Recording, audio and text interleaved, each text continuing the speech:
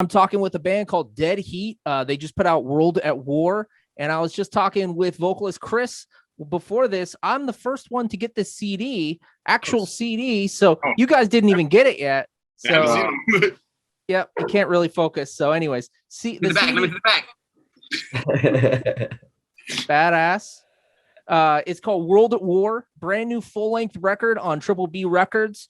It's thrash, it's hardcore, it's punk, it's metal, it's all those things. It's crossover, it's nardcore, I believe is what you might label it. Either way, like I said, Dead Heat's the name of the band. Welcome to the show, guys. What's up? Thank you. Thanks for having us. Absolutely, guys. So why don't we jump in by what's your name and what do you do in Dead Heat? You go first, Chris. All right. Well, I'm Chris. I sing in the band. Pretty much it. I'm Justin. I play rhythm guitar. Yogi, drums. And I'm Vince. I play bass. Right on. So are you guys all four members? Is there anyone we're missing, or is this the band? We're missing our guitarist, Anthony. Yeah. Okay. Shout out to Anthony. Shout out Anthony. Yeah. So I want to ask you guys, what's the reaction been like for the album so far? Because it sounds like it's been a pretty awesome reaction from what I've seen, just people chatting about it and a couple reviews. I mean, yeah, so far so good. Yeah. No bad remarks. Yeah, been all good responses. More reviews from this album than last album. So it's got to be kind of weird because like shows are just about to open up and shows are just about to start. You guys are about to play your record release show. It's got to be kind of weird to put a record out kind of out into the ether and not get that immediate reaction. Like in the normal times, you'd probably play a record release show like on the day of release or something, right? Yeah. Yeah, pretty much. I think we kind of booked our record release not knowing what the future was going to be. So it kind of like fell into place like correctly. So now everything's like pretty much open again. So yep. Yeah, we had high hopes of just putting it right, like putting our record release right out, and we're like, oh, hopefully everything's good by then. Yep. Like hopefully this is all said and done, and then perfect timing. I mean, it's a perfect soundtrack for like the reopening of the world too, because it's like thrashy, it's good summer music, man. Like this is the kind of music that is going to be like really fun to see live. Kids can go in circle pit and have a good time, and it's like perfect summer soundtrack. The start of the summer. You guys are in California. Is the state no more mask mandates, right? The state's like wide open right now, right? Yeah. Yeah, it's like no one gives a fuck. Except for like grocery stores and like public transit. Yeah. Yeah. Well, even then, like, still wear masks. I saw some people not wearing masks. Oh yeah, it's just for like employees type thing. Yeah. But there's still a lot of people just still wearing their masks. So it's like, Yeah, I wear mine. Yeah. Well, how many of you guys were at the wild ass like Nomads and Dead City show a few weeks back? That looked insane. Yeah, I think pretty much all of us besides Vince, because he was working, we all went. So it was pretty nuts. Tell me a little bit about that. Like, was it exactly like what I see? Like, just basically like Mad Max style? Yeah, it was straight chaos. everything you would see on video, it looked like in life. Like you would think of it when we got there, you just fill with balloons everywhere, people just doing whatever, fireworks. I think that show kind of set off like everyone doing shows out here for sure though. Like people weren't scared to do it. So it wasn't like we saw that and we did ours, like we had ours planned out, but like now all the punk, like more punk people and like hardcore and like metal, they're just in California, just like, fuck it, we're just gonna do it now in public and like post about it and shit. So I mean, I saw like a news report that said like 70% of your state above the age of 18 is like vaccinated. So it's you know, and with vaccination so easily available, it's going to come down to a certain point where you I mean, if people didn't get vaccinated, it's up to them. So you know, so what's the percentage for herd immunity anyway? Like 70%? Yeah, right? 70. Something like that. Yeah. We're gonna have to test these vaccines sometime. So it'll be our show and other shows. So exactly. So tell me a little bit about the record release show. This will probably come out right before it. So when is it, and what's the deal with it? You go, Chris. July 3rd in Ventura, California at the Tavern. We got Dead Heat, Stalag 13, Regulate, The Fight, Rod of Correction, Risk, and Railer. That's the lineup, and it's gonna be a fun day. Day before 4th of July, you know it's gonna pop off. Yeah. So That'll be the day we put the vaccine to the test. there you go. So you So, guys, Chris- this isn't your first record. I believe it's your first on Triple B. Is that right? Yeah. So tell me a little bit about backstory about the band, just to fill in the listeners who might, just be putting Dead Heat on their radar. So I'm gonna take it. So me and Anthony, the other guitarist, he hit me up randomly. I already knew Chris from shows, Mhm. our old bassist Brando from shows, and Anthony from shows. And then me and Anthony would always talk online about like music, and then he randomly hit me up and was just like, "Hey, you down to do like a crossover band like Leeway and Chromags and shit with like Bay Area thrash like Violence and Exodus?" I was like, "Yeah." So like I rolled up, I drove to 805, and then that was my first time driving up besides like Sound and Fury Fest. So like we met up, we jammed out a song, and then I kind of like didn't go full on with the project. I was like doing another band before this, so Anthony got the lineup and he hit up Chris, the original drummer, and then our bassist Brando, and then he hit me up he hit me up every day. But then like the second month I came to practice, and then they had like the whole demo in. And then from there on out, it was us just writing and writing and writing. So, And when was that? shit, I think like 2017, huh? 2017. Yeah, it was Okay. 2017. It was me and Anthony's first meet up, and we wrote the first song, Dead Heat. That's on the demo. Nice. So this record, it's a new release, and I'm assuming you guys probably worked on this during the pandemic. Is that right? Yeah. Like, So tell me a little bit about the process of like working on a record during this time when the world is kind of fucked up and strange, and like, it's probably an odd process. Did that change your guys' recording at all, or not really? so like when we first wrote the record, it was before like the pandemic started. So like, like I think it was our old drummer Vince, because he recently joined the band because our old bassist went to college, and then like everyone else besides me, they wrote like the first two songs, which is Subterfuge and 2 Cents. And then after they were finished writing those two songs, the pandemic hit.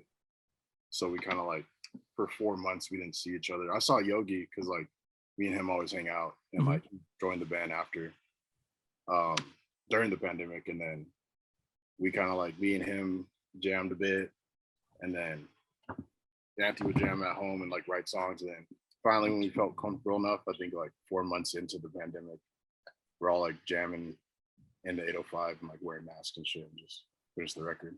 So. And who'd you record the record with? Taylor Young at the Pit Studios. Awesome. What's the process like with Taylor Young? Because he's got quite the resume these days. I mean, I'm assuming you guys are friends with him and everything. So, but is it like a home studio, or is it like what's the whole setup there? Well, he has a home studio, but this time around, like for Certain Death, we recorded all of it, drums, guitars, vocals, everything at the home studio at the Pit. Cool. But this time around, we wanted like a bigger sound, so he rented out another studio, and we recorded drums, and like the drums sound insane. Yogi did his thing. Yeah. And then Try, like fucking crazy. So The rest was recorded with him though. At his at his house. Nice. So Yogi, you're the most recent member joining Dead Heat. Were you familiar with the band? I'm assuming you were familiar with the band before joining. Is that right? Oh yeah, because I was in a band before with Human. Well, I'm still in the band, Human Garbage. Mm-hmm. We played the first show in Ventura Library, Mm-hmm. and I didn't really pay attention. I didn't, but later on, Yeah. because Jana wasn't there, so I was like, whatever. I don't know these fools, but later on as it progressed, we started playing a lot of shows with them, and then I was like, oh, okay, sick. Like Jana's in there, I didn't know that. This fool was doing Hands of God and all this other stuff, and Run Amok, and I was like into those bands because they were like weird to me. Mhm. But Yeah, it's been pretty crazy. Like, yeah, Jaina and me, like he said, we always hung out. He plays in Human Garbage too, and another band. So he's just like, you know what, like, are you down? And I was like, heck yeah, like just send me the songs and I'll learn them. And that's exactly what happened. And perfect timing too, you know. Yeah. We only finished with 2 songs, and the rest was, you know, I had my hand in it, you know. Mm-hmm. It's awesome because this is my first like LP with me on it That's awesome. that I've done. You know, it's only been like tapes and stuff, Mm-hmm. but yeah, it's been sick ever since, you know. And I'm just ready for this first show. On July 3rd, gonna be the first show with them, like live. Yeah, same here. So it'd be me and Yogi's first show. Oh, really? Yeah. Dead coming out, yeah. Well, I mean, it's your second kind of, not as a full thing. Yeah, you feel it. No, but I wasn't officially member. I was just a Yeah, you were an official. Okay. So I'm curious about when I listen to Dead Heat, I hear a lot of different stuff. I hear, you know, thrash. I hear some punk stuff, hardcore. It's all over it's very crossover, like you guys were saying, kind of like that Leeway influence and stuff, but it's a little suicidal-ish. I'm curious, like, what was the light bulb moment? Was there a band that made you fall in love and make you want to pick up an instrument? And we can start with you, Justin. Well, the first, like, I guess, band that made me want to pick up a guitar was Black Sabbath. Nice. But the band that made me want to get better guitar was probably like this band, Children of Bodom. Oh, like, yeah. R.I.P. Alexi. Yeah, R.I.P. for real. And then them, Children of Bodom, and Metallica. Yeah. That's how fast they played. And then Slayer too, because they played even faster. Yep. And then, like, me progressively getting better guitar, like when Anthony hit me up to do crossover, I was just like, I'm already playing faster now, so might as well like try it out and see if I can actually handle it as a band. So Yeah. over here, so So you come from the metal world. pretty much, like, yeah, pretty much. Like, I got into hardcore because, like, growing up, that's like when you're young, it's like a scene where, like, Yeah. you feel accepted. But then me as like a musician, like, I liked hardcore, but it didn't really challenge me as like a guitarist. Metal, so that's all. Like, I kind of like gravitated towards that. So, Well, before we jump to Yogi, what are your top 3 metal guitarists of all time, as far as influence? Tony Iommi, Phil Demmel, and Jeff Hanneman. Nice, dude. Well, did you see Violence is doing that reunion tour? Yeah, I actually saw them when they played in 2019.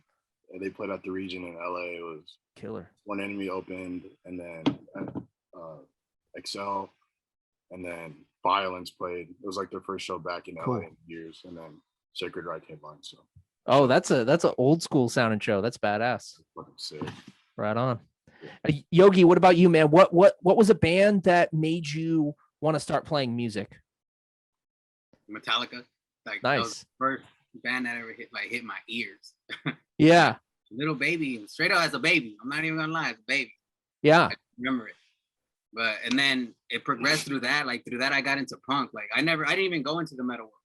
Straight went the opposite, which was because they were covering like Anti-Nowhere League, Misfits, Ramones. So I was like, oh, I like that. And then one day I just read the back of the CD and it said, oh, cover this band. So I started looking up those bands. Okay.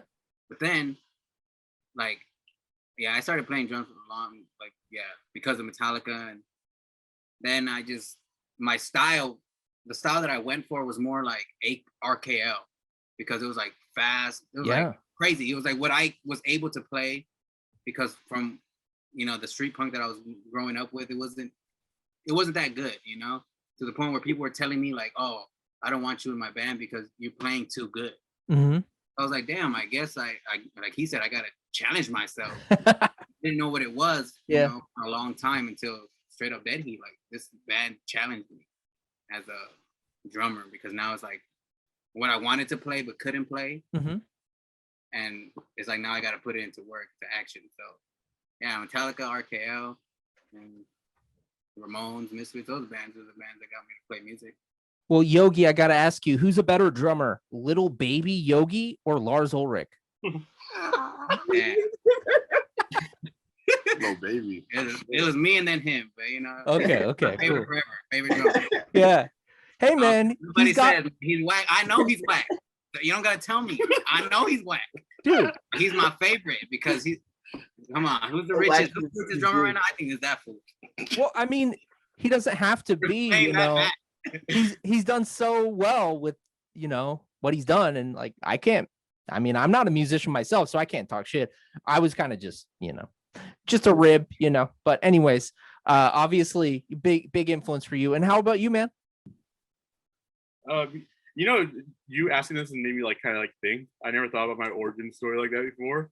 And like I'm like, what the fuck did we want to start playing music? Or when did I start? And I think about it more. I think it was like probably seeing like Blink-182 music videos on MTV, honestly. And then when I started learning how to play guitar and learn how to read tabs, like I was just looking up Metallica tabs. So I think like a lot of people who play guitar end up trying to learn how to play Metallica songs. Like, Oh yeah, I learned how to play one, you know, all the way through from guitar tabs, and that was like the first like hard song I learned how to play. And like ever since then, I just, you know, hit my ceiling at 14. Never got any better, but when I learned how to play one, but yeah. Well, okay, but before we go to Chris, what's if you guys were forced to cover from start to end one full Metallica song, solos included, what song would Dead Heat cover? Fuck. Oh, that's a crazy question. Blackened. Yeah, What's the one with the actually, heaviest song, lyric? Dude, Blackhand or Something off Lulu. yeah. No, Fuel. Fuel, yeah, okay. There you go. Something off Load for sure. Yeah, No, No, reload, that's a dude. crazy question because yeah. that would be fun. Probably Blacking because that's just like a banger. So Yeah. There was a show in Seattle. They played this EMP Experience Music Project show in 2000, I think, in Seattle, and they were the headliner. And their show got kind of cut short because, like, I mean, it was like a big festival. They had like Eminem performed, Kid Rock, Limp Bizkit, all these different, you know, I mean, it was like 2000, so you can imagine who performed. But then Metallica hits a stage, and their set's cut short, 40-minute set, and they end with Battery. that's Can you hard. imagine ending with, but like, that's like, it leads you up to this moment, and then it's like, Never done. you have so much energy. What are you going to do with it after that? It's like, you can't just, you got to, oh my God. I'm surprised like a riot didn't break out, you know, after that, because everyone's just like freaking out, man. And then the show's, sorry guys, we're done. All right, Chris, what about you, man? Let's see. What was it? What was a band or an artist that made you want to, you know, play in a band? Misfits. Yeah. When I was young, I remember always like I never even knew like I was singing Misfits lyrics, but that's because my sisters and my brother would always like had it on and stuff, and I was like I was always reciting like lyrics, the wrong lyrics, may I add you, but like I was just like I basically Danzig and Misfits were my first intro into I want to do that. That's cool. Like I wanted to play a guitar because I saw what was it, John Christ? Mm-hmm. Yeah, that's like the image of like I wanted to play guitar with long hair, and I was like, Yeah. You look like Danzig right now. Okay, well, who would win in a fight, Michael Graves or Glenn Danzig or Lose. Zoli? Well, Michael Graves would lose. no, Michael Graves. He's like QAnon. You know, he's all buff. Yeah. He's like roided out and tuning. Yeah, never mind. He's like a UFC fighter. Yeah. I'd have to give it to him right now. Michael Yeah, Graves? probably. I mean, Danzig's done. Danzig can't fight. Well, I mean, Chris, we saw what happened with him with Northside Kings. So That was even a while ago too. Imagine now, he's like diminished like at least twice. yeah. He's immortal though. He's immortal, but he still doesn't mean it's like, no, he can still get hurt. me and Chris played in a band together a long time ago, and we covered a Misfits song. We did Where Eagles Dare, and like if you're familiar with Misfits songs, it's like basically the same chords throughout the whole song. And you don't know where you're at unless you know the lyrics, or else you kind of just get lost. And it was a fucking mess. It was the worst cover we've ever done. Yeah, we were just looking at each other on stage. It wasn't our fault. It wasn't our fault. It was our other guitarist. He didn't even know the song. He came in. He's like, all right, I think we could do this. And we just started playing, and it was just totally off. That's what Yeah, it's- it was so bad. And we just like we got to like the second chorus, and we were like, where the fuck are we? Just stopped. Gave up. Butchered one of the easiest songs we could ever play. What band was that? It's called Crucial. Crucial. All It was right. hardcore as well. Hardcore. Very crucial. We played bass in that, and I played guitar. Yeah. Okay, let's talk a little bit about the artwork. This is fucking badass. We got a dude with a machine gun, with the Dead Heat. I'm gonna assume he's kind of like the it's kind of like your guy. He's like the Eddie for Dead Yeah. Heat. He's your mascot, and you got some dudes with swords through their heads. You got a guy getting his head exploderated. You got some chain link, or no, some barbed wire fence. You got a robot exploding. You got another robot exploding. Yeah, so this is pretty fucking awesome. It looks kind of like Terminator-esque. Why don't you tell me a little bit about the artist? Who'd you guys go to for this? Hayden, You go, Chris. his name's Hayden Hall, also known as Six Slice on Instagram. Okay. He does a bunch of movie posters and like older, like redone, like horror movies, I guess. Posters, Okay. And he does a great collection of different things. He killed But, it. yeah, he killed it with this one. We just saw his like the way he does his art, and we're just like, that's perfect. Like Megadeth looking esque. Yep, kind of Megadeth. That's a good way to put it. Yeah, absolutely. So did you guys give him like a rough kind of idea of what you wanted, or did you just like tell him every single detail, or and how do you even describe something as crazy as this? Well, like Anthony, when we were trying to find artists, Anthony found Six Lives because he already followed him for Hayden, and he sent it to us, and we hit him up. But we had like an idea for like the art because we wanted the album to be gatefold because none of us have had a gatefold album. Yeah. Cool. So we wanted the art to be like cohesive. Mm-hmm. That was like the first idea, and the second one was like the album's called World at War, so we want like the battlefield. So there's that me and Anthony like that band, or all of us do like that band Blaz Rocket, and like one of the records has like a fucking just G.I. Joe guy with a big ass machine gun, Nice. and like Roy Vod too, like their first three albums are like warish. Yep. So we sent all that to him. We're like, yo, can you do something like this and just put our mascot in the middle of it and just make it like a big battlefield? And he's like, I got you. And then in like 2 months, we just finished it. Yeah, nailed it. So Like the first draft we got back, we're like, yeah, just do that. That's Yeah. sick. That's So dope. Right on. Okay, so you can pick this album up. Is it sold out? I'm assuming it's probably almost near.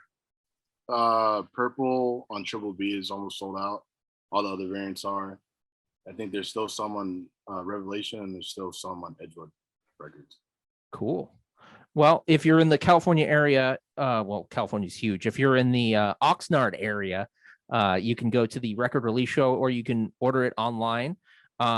It seems like, and correct me if I'm wrong, but it seems like there is a crazy amount of energy going on in California hardcore right now, whether it's in the Bay Area with bands like Tsunami and Gulch and Drain, or it's in the Southern California band with like Zabalba, and Section Hate and Dead Heat, and all kinds of stuff. Am I right in just saying, like, it just seems like California hardcore is just coming out of the pandemic with a lot of energy going on right now? We popping. Yeah. Very popular. I mean, it went out into the pandemic with energy at that what do you call it, Drain record release show. Like that was one of the coolest shows I've ever been to. And then like a week after that, it was like, yeah, California's, or we're shutting down. We're The shutting down. world. Yep. And that was like a crazy cliffhanger show to like end on, Mhm. that was one of the coolest shows I've been to in like the last 5-6 years. Yeah. Straight up. Oh, and God's Hate, killer album they put out during the pandemic. There's been a lot of really awesome California hardcore bands releasing albums during this pandemic. I feel like it's not fair. They all deserve to have record release shows. Like we need to have a Zabalba record release show because they put a record out in the middle of the pandemic. We need to have a Gulch record release show, like re-release. It's like it's not fair. Well, actually, this weekend or this Saturday, all those Bay bands are doing like a big giant record release show. Oh, well, never San mind. Jose. Yeah. And then Sabalba the next day it's doing theirs. So it's like everyone's doing catch up right now. So Yep. we kind of dropped ours at the right time. Exactly. In a month or in a couple weeks, 2 weeks Mhm. actually. Theirs, and then who knows? And like all these other bands are dropping records, and just everything's coming back to normal again, basically. So. And there's gonna have so much energy, man. There's just gonna have this like, because I grew up going to shows all the time, and I can't lie, like I probably got kind of jaded toward the end there, just kind of taking it for granted, and a year and a few months of not having it really makes you realize how much you love the thing, and then coming back to it, there's just going to have so much vital energy. It's going to be a beautiful thing, man. Yeah, for sure. It's gonna be crazy for sure. Yeah. So, Everybody has such pent up energy that it's just like, oh the end of yeah, the year is gonna be like popping one out of another. and like we were saying, test the vaccines. So, I'm not going to keep you guys all night, but I do have one final question that we ask every band here that I talk to. If you can, Chris, let's start with you. Pick a scar on your body and tell us the story of how you got it, or show it to us if you can. And we'll go through all the members. Hold on. Okay. Come back to me real quick. All right. Justin? Well, I have a scar on my head. Obviously, you can't see, but I was like fucking 5, and I lived in a condo. Mhm. I was sliding down the stairs on like a little lid. I was going super fast and fucking hit my head on the railing. I was like, my shit hurts. And my mom was like, what the fuck? I started crying because I was like bleeding. A big ass gash in my head. So Damn. yeah. Well, now you got the Hesher hair to cover it, so Yeah.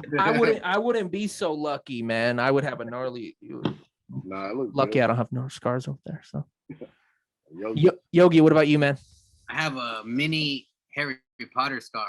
Really? Literally, like, I don't know if you can see it. Oh yeah. Like Yep. someone right there.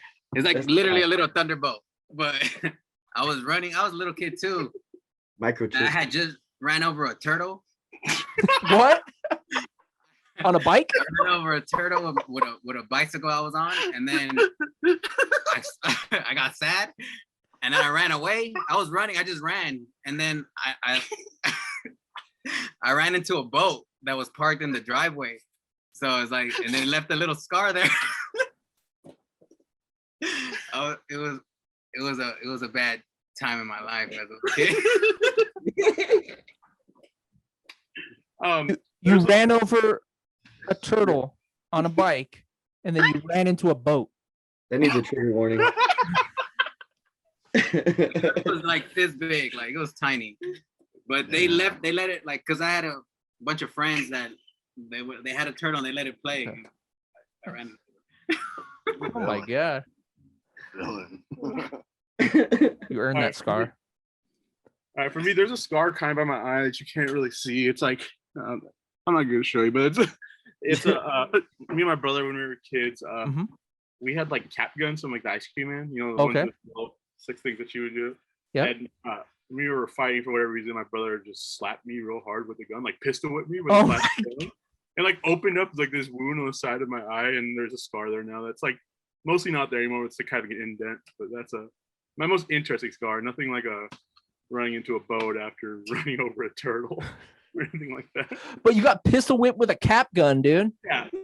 Like, like little kids fine. My little brother is 2 years younger than me. I was maybe 7, he was 5, and we're just like, oh, I don't know, doing little like brother things, and he just like hit me with it, and then like I bust my face open. Damn, brutal. That's the only time I've been pistol whipped in my life, luckily. For now. Yeah, for now. Chris, what about you, man? I just remembered I have a scar on my chin. It's like Okay.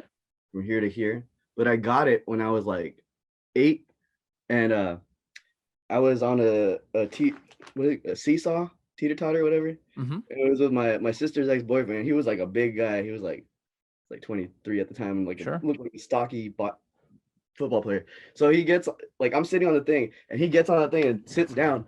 I fly up off the thing, come back down, hit my chin on the seat, and then like I just like get up.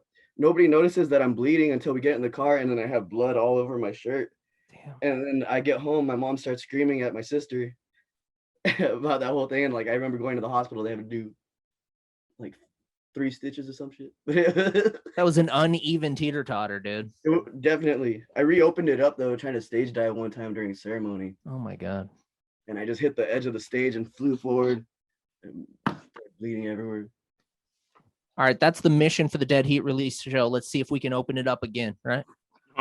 No. Maybe not. I can't bring that on you, man. I can't bring that curse on you. Yeah, I'm gonna get pistol whipped for sure. Hope we don't run over any turtles at the show, dude. I didn't know what it was. I just saw it and then I was like, it cracked. It's just like an egg. I was like, oh crap. You're murdered.